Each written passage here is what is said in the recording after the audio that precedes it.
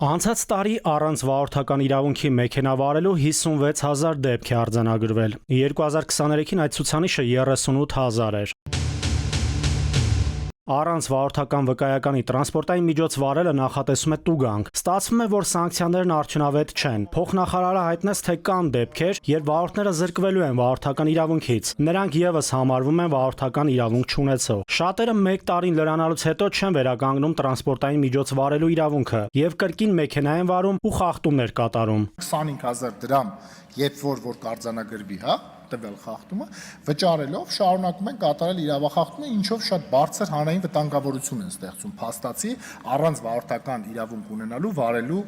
իմաստով։ Ներքին գործերի նախարարությունը այդ հանգամանքները հաշվի առնելով որոշել է վարչական իրավախախտման պարագայում սանկցիան 25,000 դրամից դարձնել 50,000։ Եթե 1 տարվա ընթացքում իրավախախտումը երկրորդ անգամ կատարվի, այն կդիտարկվի որպես քրեական օրենսգրքով կատարված արարք։ Հայաստանի եւ Վրաստանի քաղաքացիները, որոնք ունեն Վրաստանի վարորդական իրավունքի վկայականներ, Հայաստան մուտք գործելիս այլևս չեն տուգանվի։ 3 ամիսը մեկ սահմանը հատելով նա իրավունք ունի անընդհատ այստեղ ուրեմն երթևեկել, այսինքն պրակտիկորեն ջավախցիներ այլևս չեն տուգանվելու։ Թեթև ավտովթարների դեպքում կսահմանվի ճանապարհատրանսպորտային պատահարի մասնակիցների կողմից երթևեկելի հատվածն ազատելու հստակ ժամկետ։ Եթե ավտոպատահարը միայն 2 ավտոմեքենայի մասնակցությամբ է տեղի ունեցել եւ եթե կողմերը փոխադարձ համաձայնություն ունեն մեղավորության վերաբերյալ, իսկ ավտոմեքենաները տեխնիկապես շահագործման պիտանի են, ապա պատահարի պահից առավելագույնը 20 րոպեի ընթացքում վարորդները պարտավոր են տեղափոխել մեքենաները օրենքով չարգելված այլ վայր։ Եթե վարորդները խախտեն այս պահանջը եւ չհեռանան դեպքի վայրից 20 րոպեի ընթացքում, նրանք կտուգանվեն նվազագույն աշխատավարձի 30-պատիկի չափ 30,000 դրամ։ Երբ որ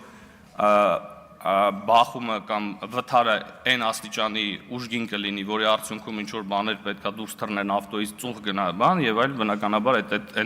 այն դեպքերը չեն, որը քննարկման առարկա է։ Մինչև հունվարի 1-ը սահմանված ժամկետը կլինի 20 րոպե, իսկ այդ ժամկետի ավարտից հետո տեխնիկական բարելավումների շնորհիվ կարող է կրճատվել մինչև առավելագույնը 5-ից 10 րոպե։ Նշվում է, որ ապագայում վթարի պահին հավելվածը արդեն կներառի վարորդների բոլոր տվյալները, ինչը կկրճատի լրացման ժամանակը։ Ազգային ժողովը 65 կողմ 30 դեմ 0 ձեռնպատ ձայներով առաջին ընթերցմամբ ընդունեց հանրային ծառայությունները կարգավորող մարմնի մասին եւ էներգետիկայի մասին օրենքներում նախատեսված փոփոխությունների եւ լրացումների փաթեթը, որը ներառում է ՀԵՑ-ի պետականացման նախագիծը։ Նաիրի Մուրադյան, ժամը լրատվական։